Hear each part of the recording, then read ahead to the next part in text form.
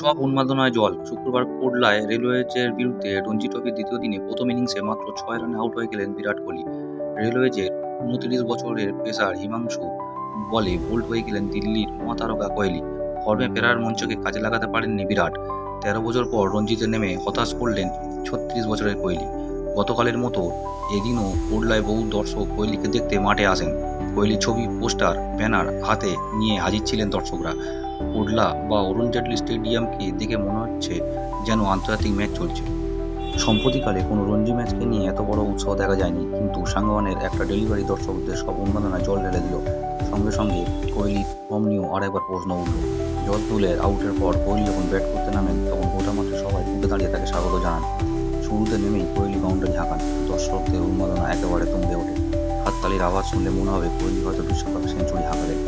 ইনিংসের ২৮তম ওভারে সাঙ্গওয়ানের চতুর্থ ডেলিভারিতে কোহলির বোল্ড হতেই গোটা মাঠ নীরবতা নেমে আসে। কোহলি আউটের পরই অনেক দর্শক হতাশায় মাঠ ছাড়েন। শেষবার কোহলি রঞ্জি ট্রফিতে ২০১২ সালে নভেম্বর মাসে গাজিয়াবাদে উত্তরপ্রদেশের বিরুদ্ধে খেলতে দেখা গিয়েছিল।